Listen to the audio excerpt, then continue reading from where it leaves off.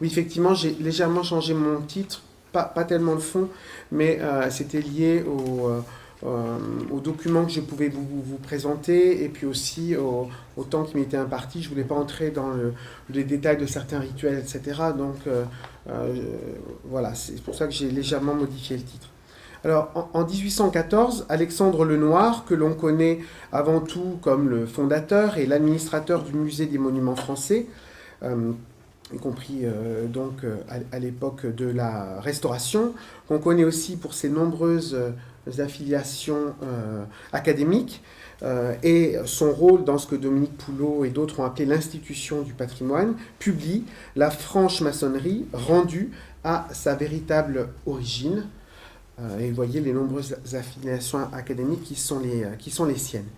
Dans cet ouvrage, il reprend des conférences faites en loge, donc en loge maçonnique, sur, je cite, les antiquités égyptiennes, indiennes et grecques qui ornent les archives, il faut comprendre la bibliothèque et les collections, de la mère loge Saint-Alexandre d'Écosse à l'Orient de Paris. Le livre a été encore réédité en 2007 et il a d'emblée et de manière durable, même si son auteur, lui, a fait l'objet de nombreuses controverses, eh bien, un succès remarquable. Lenoir y explique d'emblée son projet. Avant d'arriver à cette explication nouvelle de la franche-maçonnerie, j'ai dû remonter à la source des initiations. J'ai dû étudier les théories savantes que l'on enseignait dans les mystères des Égyptiens et des Grecs, et j'ai dû faire connaître le véritable sens des allégories sacrées, présentées aux profanes comme des histoires ou comme des faits héroïques. J'ai eu d'autant plus de raisons d'agir ainsi que je ne vois dans les mystères de la franche-maçonnerie qu'une répétition de ceux de l'Antiquité. Et en phase avec toute son œuvre muséale, eh bien, son texte peut même se lire parfois comme un guide de musée. Encore une citation, nota, la loge Saint-Alexandre d'Écosse, outre les figures précieuses de la mythologie de l'Inde, possède encore un nombre considérable d'idoles, de petites figures égyptiennes, grecques et romaines, d'amulettes et beaucoup d'autres petits monuments antiques dont l'hommage lui a été fait par plusieurs frères de la loge, membres de la fameuse commission d'Égypte. Les archives de cette loge, dont la réunion est due au frère Tori, sont assez considérables. Elles se composent de livres rares et de manuscrits précieux sur la franche-maçonnerie que l'on peut consulter au besoin, attendu que l'archiviste est très communicatif. Ce qui n'est pas toujours le cas. On allait le dire. Voilà. De fait, l'approche de Lenoir est largement partagée, en premier lieu par ses prédécesseurs. Et ici, je voudrais rappeler l'abbé Robin et ses recherches sur les initiations anciennes et modernes, parues en 1779. Je reviendrai sur l'abbé Robin tout à l'heure. Mais aussi par Charles Dupuy, conventionnel puis député au 500, auteur de l'origine de tous les cultes ou religions universelles, 1795, dont on sait que l'influence a été considérable avant même sa publication, en raison de nombreux extraits qu'il annonce. Et on pourrait citer, mais parmi beaucoup d'autres aussi, François-Henri Stanislas de Laulnay, avec sa fameuse Histoire générale et particulière de tous les cultes, donc entre 91 ou 92, normalement, le volume de Lenoir aurait pu trouver sa place, parce que c'est le début d'un projet éditorial gigantesque, en fait, celui de Laulnay, qui va s'arrêter très rapidement. Donc, son approche est largement partagée par des auteurs qui sont antérieurs à lui, par ses prédécesseurs, mais aussi par les auteurs du XIXe siècle, et au-delà, c'est ça qui m'intéressera notamment, par des générations de francs-maçons et d'antiquaires, antiquaires entre guillemets, au sens du XIXe siècle, qui les ont lus avec passion tout au long du XIXe siècle. Pourquoi ? Parce que d'une part, la franc-maçonnerie serait l'héritière et le conservatoire des initiations antiques, qu'elle permettrait donc aux savants de redécouvrir en étudiant ces rites et ces cérémonies, c'est la thèse notamment de Lenoir, et d'autre part, au fur et à mesure des découvertes des pionniers de l'histoire des religions, et notamment on y viendra du domaine qui a énormément de succès au XIXe siècle, c'est-à-dire comparer des religions, et bien sûr des archéologues, la franc-maçonnerie se serait enrichie au fil des modes antiquisantes et égyptiennes de leurs découvertes, sans parfois réaliser qu'elles revenaient ainsi, selon leur thèse, à ses origines. Alors ces lectures et ces circulations croisées qui se déploient tout au long du XVIIIe et du XIXe siècle nourrissent effectivement, puisque je viens de l'annoncer, la question de l'histoire comparée, les travaux d'histoire comparée des religions. Je prendrai qu'un exemple ici, un exemple belge et un exemple européen fameux, dont l'un des plus remarquables initiateurs est sans doute le comte Eugène Goblet d'Aviela, qui veut associer hiérographie et hiérologie. Alors, juste comme pour être clair du point de vue du vocabulaire, il définit la hiérographie, je cite, la hiérographie a pour objet de décrire successivement toutes les religions particulières et d'en retracer le développement respectif.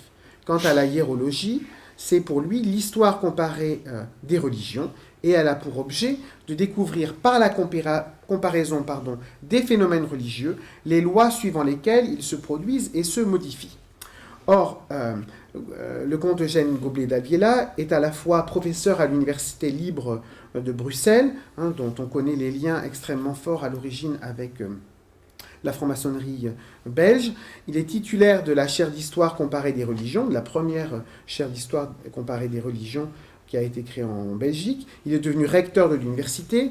Il était vénérable de la loge des Amis Philanthropes, qui, à cette époque-là, comme aujourd'hui, est la plus importante de Belgique. Il est même devenu grand maître du Grand Orient de Belgique, membre et président de l'Académie royale de Belgique, parlementaire, protestant libéral, bref, à l'instar du fondateur de l'ULB, Théodore Verhagen, c'est l'une des très grandes figures de la vie académique, maçonnique et intellectuelle belge. Or, il craint que la franc-maçonnerie belge soit, je cite, en danger de devenir une réunion de clubs politiques, sinon un instrument de sectarisme. Et du coup, ses propres recherches comme historien des religions et son rôle dirigeant au sein du Grand Orient lui permettent donc de réécrire, en s'inspirant de tous les travaux que j'ai mentionnés précédemment, lui permettent de réécrire, pour les enrichir sur le plan symbolique, les rituels d'Éograde, par exemple celui de Chevalier du Soleil, mais beaucoup d'autres. Et dans le même temps, c'est une démarche, là on a une vue du monument funéraire, mais là on le voit dans son ensemble, et bien dans le même temps il conçoit et fait bâtir par l'architecte Adolphe Samin, j'en reparlerai aussi tout à l'heure, il fait bâtir le mausolée familial, donc de Cours Saint-Étienne, c'est dans le Brabant wallon, en forme de temple indien, et on peut lire sur le linteau de l'entablement occidental une inscription qui résume toute l'œuvre de Goblet d'Aviela, lettre unique à plus d'un nom. Et au bas des colonnes et des colonnes piliers que vous voyez sur cette vue, voici les allées qui mènent au mausolée, eh bien, au bas de ces colonnes et des colonnes piliers, on trouve le nom que 12 religions ont donné à l'être suprême. Cette fascination durable pour les religions et les initiations antiques, alimentée par une soif à la fois de découverte et de redécouverte, de collection et de récréation d'antiques, en fait, il me semble qu'elle, souvent donc, on pourrait la voir concentrée sur le 19e siècle, notamment à cause de la mode de l'orientalisme chez les francs-maçons, mais en réalité, elle transcende l'opposition classique et vraiment artificielle entre une maçonnerie des Lumières qui serait aristocratique et mondaine et une maçonnerie du 19e siècle qui serait philanthrope et engagée. Surtout, à mon avis, elle ne peut se comprendre sans revenir sur le projet maçonnique initial, qui est un projet encyclopédique, tel que le chevalier Ramsay l'avait développé, par exemple, dans son discours de 1737, qui est largement influencé, donc en France, c'est un réfugié jacobite en France, largement influencé par l'encyclopédia de Chambers, qui elle-même a influencé, vous le savez, l'encyclopédie de Diderot et d'Alembert pour le prospectus de 51. Sauf puisqu'au début, l'encyclopédie Diderot, je dis ça pour les non-modernistes, ça doit être qu'une traduction de l'encyclopédia de Chambers. Ensuite, ça devient un projet tout à fait différent. Voilà ce que Ramsay écrivait déjà. Il faut s'unir pour fournir les matériaux d'un dictionnaire universel de tous les arts libéraux et de toutes les sciences utiles, la théologie et la politique seules exceptées. De cette façon, on réunira les lumières de toutes les nations dans un seul ouvrage qui sera comme un magasin général et une bibliothèque universelle de tout ce qu'il y a de beau, de grand, de lumineux, de solide et d'utile dans toutes les sciences naturelles et dans tous les arts nobles. La première version du discours date de 1737. Et en se consacrant à ce qu'on nomme au XVIIIe siècle l'étude de l'art royal, la royale étant le terme qui désigne alors la franc-maçonnerie, le franc-maçon du XVIIIe siècle se revendique autant des antiquarians, si nombreux dans le noyau de la Grande Loge de Londres, que des fellows de la Royal Society, avec au premier rang Jean-Théophile des Aguiliers, donc héritier et disciple de Newton. Ces antiquaires se passionnent à la fois pour le temple de Salomon et les mégalithes de Stonehenge. C'est par exemple le cas du physicien William Stukeley, qui crée dès les années 1720, et c'est une pratique que les maçons du XIXe siècle lui envient, crée dans les années 1720 une loge dans Lincolnshire, et il y élève dans son jardin un temple druidique où il invite ses frères à travailler. Et il dit dans sa correspondance « Nous avons créé une petite loge de maçons, bien réglée. Nous avons pris l'habitude d'organiser tous les mois une réunion de société pour danser avec le beau sexe, parce qu'on n'oublie pas pour autant le caractère de sociabilité mondaine de la maçonnerie, et une réunion hebdomadaire pour discuter entre hommes de condition. Et là, avec ses frères, le franc-maçon dessine des plans en élévation des temples antiques, recherche l'origine de la langue anglaise dans le phénicien ancien, douter qu'il l'ait trouvé. Il est connaisseur au sens, vous savez, les historiens de l'art anglais ont forgé ce terme. Il est connaisseur au sens du connoisseurship anglais. Il est collectionneur. Il se passionne pour la géométrie et l'architecture. Et il cherche surtout, c'est la clé donc pour comprendre tout ce processus jusqu'à le noir, et au-delà, il cherche à remonter le fil perdu de la généalogie maçonnique depuis Adam, puisque dès les premiers textes de la Grande Loge, les fameuses constitutions dites d'Anderson ou chez Ramsay, Adam est réputé être le premier franc-maçon. Donc, depuis Adam et Noé. Et les systèmes de haut grade, leur catéchisme et leurs rituels sont l'occasion de revisiter et d'inventer, au sens de l'invention de la tradition, un passé mythique et donc fondateur d'un ordre qui travaille, donc, depuis le début de l'humanité, à la gloire du grand architecte de l'univers. Or, cette perspective-là n'est pas quelque chose d'isolé, y compris sur le plan éditorial. On ne peut pas la faire débuter avec le noir, parce qu'elle nourrit déjà un projet éditorial majeur, porté par exemple par le huguenot Bernard Picard et un noyau d'actifs francs-maçons entre Angleterre et Provinces-Unies. Bernard Picard a lancé une entreprise absolument colossale, 7 volumes, plus de 250 planches gravées, d'un ouvrage qui s'intitule « Cérémonies », alors très nombreuses éditions, Cérémonies et coutumes religieuses de tous les peuples du monde, qui a fait l'objet récemment d'un très beau livre, donc dirigé par Lynn Hunt, Margaret Jacob et William Mainhart, qui ont donc lui ont consacré vraiment un livre magnifique qui s'appelle Bernard Picard and the First Global Vision of Religion, qui vient d'être traduit en français il y a quelques semaines. Et c'est dans la lignée de Picard qu'il faut comprendre les entreprises, aussi bien celles d'un Lenoir ou de Delaunay. D'ailleurs, les 3 coéditeurs, donc les 2 américaines et le collègue néerlandais, n'ont pas hésité à affirmer que cet ouvrage changea le regard de l'Europe. Plus modestement, pour mon propos, Picard présente non seulement une source remarquable, parce que finalement on connaît de Picard, je me rappelle là, que cette illustration concernant la maçonnerie, une source remarquable puisqu'elle est utilisée depuis la parution de son ouvrage pour connaître les loges. Donc là, si on zoomait, mais je ne voudrais pas m'y risquer, vous auriez à la date de parution toutes les loges qui ont été constituées par la Grande Loge de Londres, depuis celle de Gibraltar ou du Bengale, ou celle donc des différents quartiers londoniens. Donc on utilise en fait cette gravure en la sortant de son contexte, tout simplement pour connaître les loges constituées par la Grande Loge de Londres, puisqu'on s'est rendu compte qu'en fouillant dans les archives de la Grande Loge, le tableau est tout à fait exact. Mais en fait, c'est bien plus que ça. Picard, dans le volume 7 donc, des cérémonies et coutumes religieuses de tous les peuples, insère la franc-maçonnerie parmi, là j'ai fait un zoom, on le voit quand même un petit peu mieux, il l'insère, on l'avait juste avant, voilà, une dissertation générale sur plusieurs sectes mystiques modernes, il insère la maçonnerie parmi les religions occidentales avec leurs rites et leurs cérémonies. Et il montre en outre, et c'est pour ça que j'avais fait ce zoom-là, il montre en outre les francs-maçons en train de chercher et de travailler au progrès de la Royale, c'est une thématique qui sera omniprésente dans tous les dioramas en couleur qui vont façonner la représentation à la fois interne et externe de l'ordre maçonnique au XVIIIe siècle. J'ai pris un exemple qui est un exemple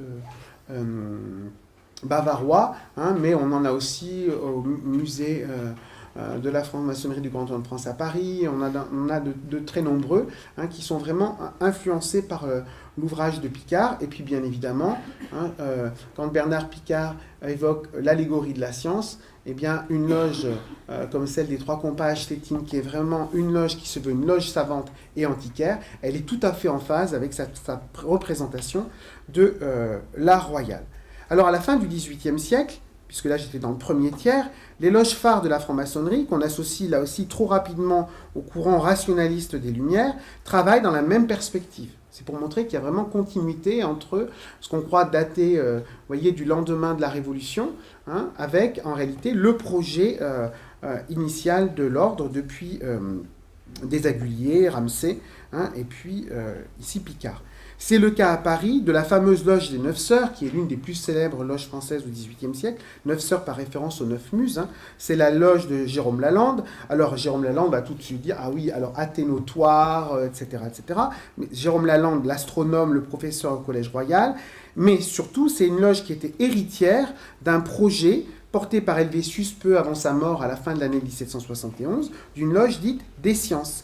C'est la loge qui a porté au vénéralat Benjamin Franklin et qui a reçu maçon Voltaire quelques semaines avant sa mort, mais c'est surtout, pour ce qui nous intéresse là, une loge qui travaille séance après séance sur le projet de l'abbé Robin que je vous ai montré tout à l'heure, puisque c'est l'un des officiers de la loge. Eh bien, les membres de la loge travaillent autour de l'abbé Robin sur les initiations anciennes et modernes. Et le fruit des travaux de la loge, eh bien, des planches lues en loge, c'est l'ouvrage de Robin, et ça c'est tout à fait intéressant. Et ça n'est pas du tout isolé. Deuxième cas, à Vienne, la loge d'Ignaz von Born, hein, qui est la grande figure, enfin l'une des grandes figures de la maçonnerie autrichienne et bohème, hein, qui est un savant minéralogiste chargé de réorganiser les collections impériales. Cette loge qui s'appelle Zur wahren Eintracht, à la véritable harmonie, travaille à sa demande à des loges d'exercice, qu'on appelle Übungslogen, une loge d'exercice littéralement. Elle publie un recueil de travaux savants, ainsi qu'un journal für die Freimaurer, un journal pour les francs-maçons, et elle s'intéresse dans ses travaux, c'est la loge qui a le plus de succès dans la Vienne de l'époque joséphiste, eh bien elle s'y intéresse non seulement à l'histoire naturelle. Vous voyez, on est très loin de travaux purement symboliques, là, au retour exotique d'expéditions naturalistes en Amérique latine, en Sibérie, qui sont commentés dans les recueils de travaux de la loge, mais aussi très largement à l'Égypte ancienne. Et ça a fait d'ailleurs l'objet d'une part significative d'un ouvrage récent d'un égyptologue allemand, Jan Assmann, qui a fait beaucoup parler de lui il y a quelques années à propos de Moïse l'Égyptien, etc. Le pape actuel lui-même avait contesté un certain nombre de ses thèses. L'ouvrage d'Assmann s'intitulant Religio Duplex, comment les Lumières ont réinventé la religion des Égyptiens. Et aujourd'hui, cet égyptologue, en fait, il essaie de faire le lien avec des travaux à la Lenoir pour expliquer qu'il n'est d'égyptologue, il est devenu historien de la mémoire culturelle. Alors, c'est vrai qu'il commet, moi j'ai dû faire le compte-rendu de l'ouvrage, donc pour la quinzaine littéraire, il commet des erreurs manifestes sur l'histoire, le projet savant de la loge, etc. Mais au moins, il s'est rendu compte qu'effectivement, on avait la loge académique par excellence dans la Vienne du XVIIIe siècle qui était absolument fascinée par l'Égypte et puis par la religion égyptienne. Alors ces travaux, les travaux de la loge de Born, sont diffusés très largement, c'est leur originalité, à la fois auprès d'un public maçonnique et d'un public profane, puisqu'il y a le journal pour les francs-maçons, mais il y a des recueils de travaux qui sont destinés au public profane, parce qu'à l'époque, et c'est tout à fait significatif du projet, la loge cherche ouvertement à pallier l'absence d'académie des sciences à Vienne. Au même moment, il y a une académie des sciences qui s'installe à Bruxelles, mais il n'y en a pas encore à Vienne.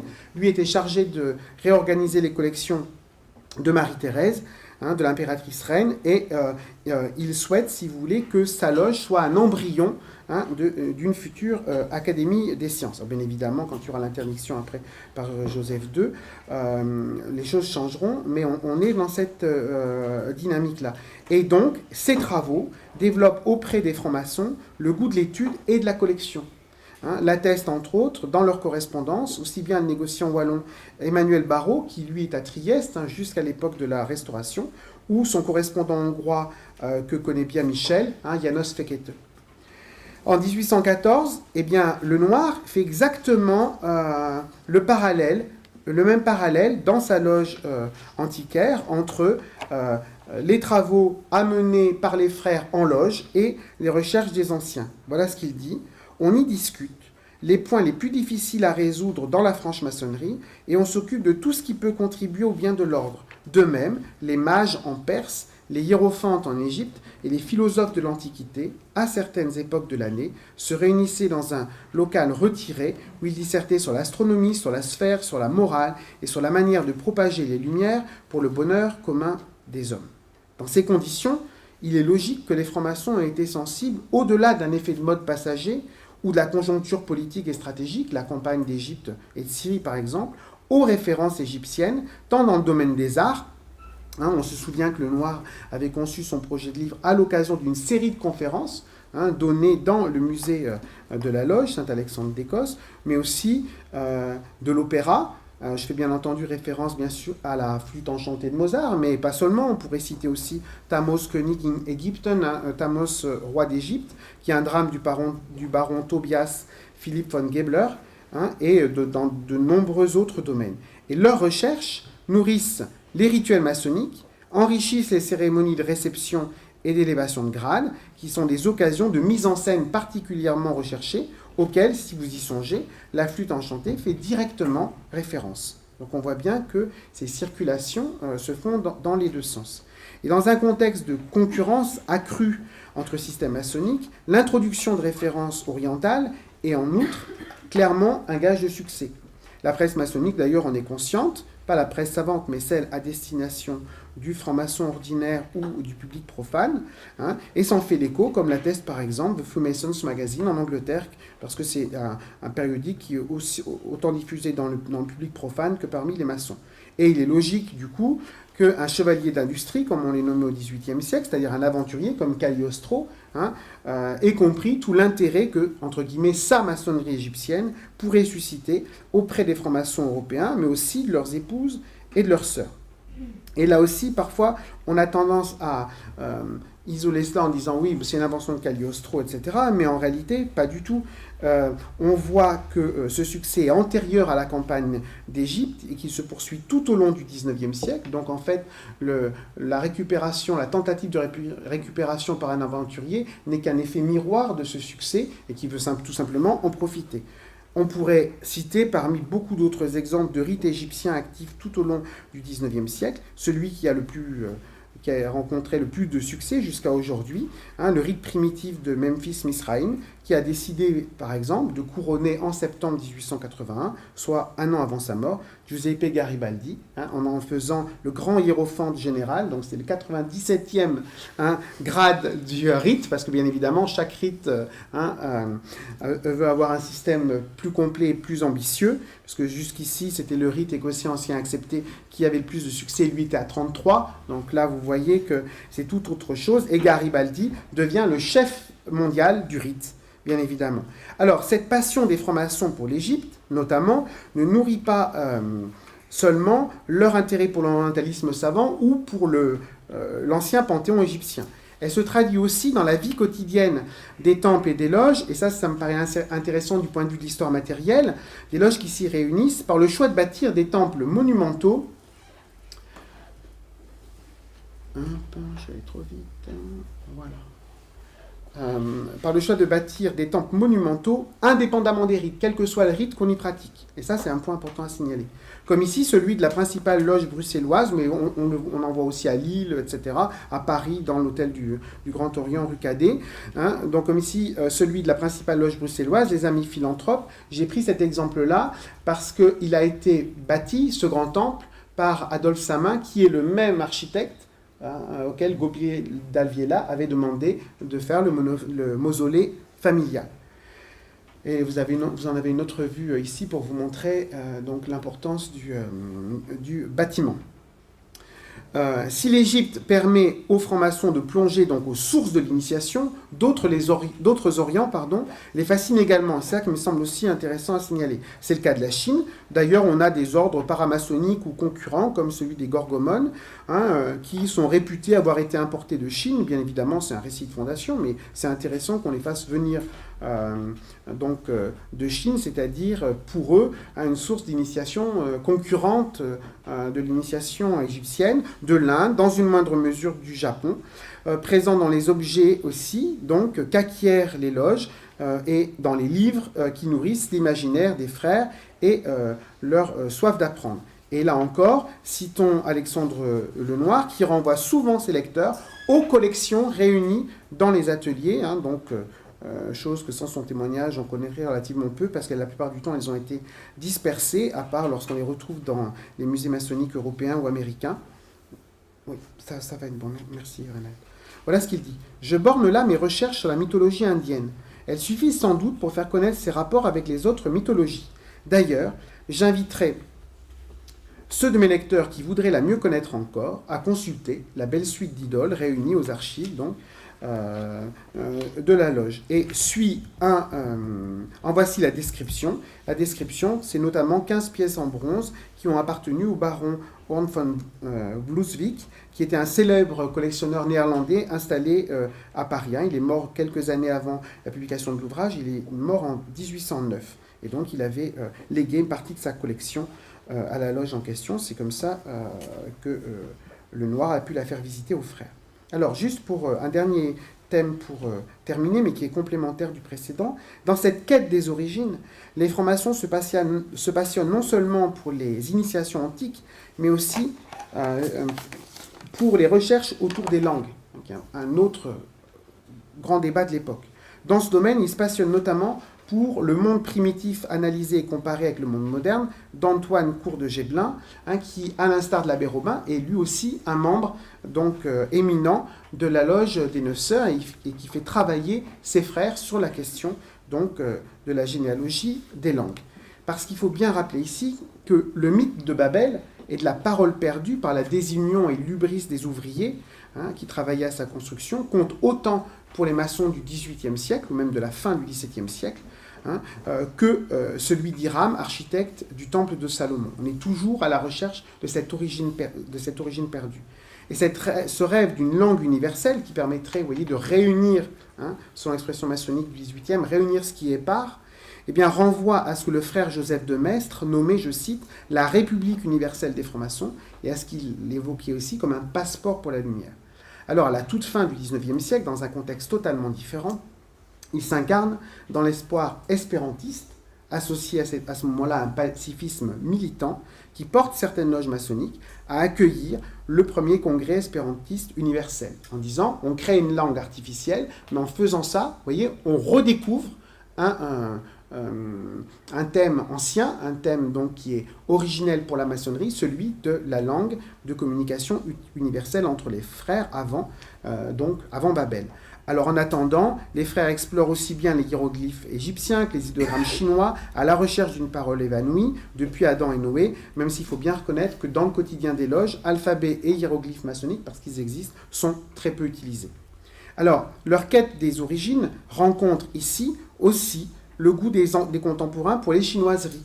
Dans le cas d'une sociabilité attentive à répondre aux attentes des élites, au goût pour les nouveautés, les loges offrent à leurs membres, masculins et féminins, des divertissements toujours plus nombreux, par exemple le golf pour le XVIIIe siècle, le billard pour le XIXe siècle, dont les accessoires sont de bons supports pour matérialiser cette rencontre entre symboles maçonniques et consommation exotique à la mode. Par exemple, j'ai oublié de vous montrer le monde primitif du cours de Géblin.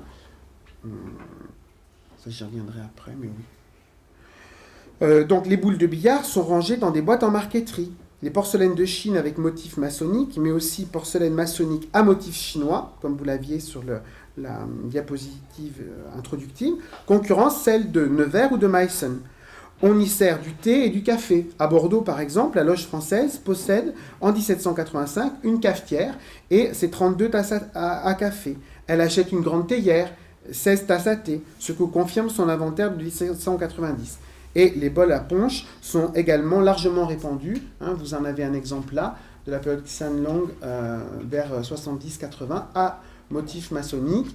La concurrence avec les porcelaines qu'on trouvait traditionnellement, comme celle de Meissen. Ici, une tasse à café en porcelaine, compagnie des Indes, période bleue, avec des décors maçonniques aussi.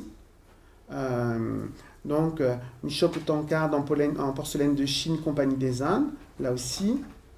Et puis l'exemple que j'évoquais, parfois l'inversion, à la périphérie, les modèles, les symboles maçonniques, l'équerre et le compas, et au centre, une référence chinoise, mais tout à fait profane, et ça c'est intéressant.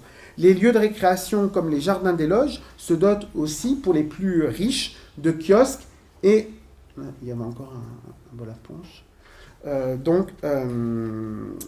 Se dotent de kiosques et de pavillons chinois, en Europe comme dans le domaine colonial. En la matière, et là on voit aussi les effets de circulation, celui de la loge néerlandaise du Cap de Bonne-Espérance influence, que vous avez ici, le temple, en fait, lui-même a brûlé à la fin du 19e siècle, et le pavillon chinois aussi. On n'a plus que des dessins.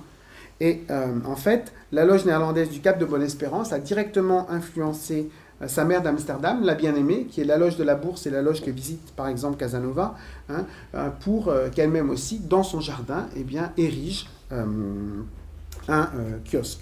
Donc vous voyez que ce qu'on peut dire, c'est que c'est plongé dans un espace-temps mythique, mais à la fois bien vivant, comme ces rencontres exotiques transcendent l'opposition traditionnelle entre 18e et 19e siècle pour ce qui est de l'histoire maçonnique. Elles sont très flatteuses pour le cosmopolitisme maçonnique professé au XVIIIe siècle, mais il faut néanmoins rappeler qu'elles éclairent un des paradoxes de la franc-maçonnerie, c'est qu'à la fois au XVIIIe siècle comme pour l'essentiel du XIXe siècle, alors qu'elle se veut universelle, l'ouverture aux non-européens reste l'exception, y compris dans le domaine colonial. C'est particulièrement vrai au Proche et Moyen-Orient, et notamment au Proche-Orient, parce que la maçonnerie égyptienne est très active au Proche-Orient, Syrie, Liban, au début du XXe siècle, ou encore dans l'Asie musulmane. Et donc, c'est aussi intéressant de voir les effets paradoxaux ou cloisonnés de ce type de représentation. Merci.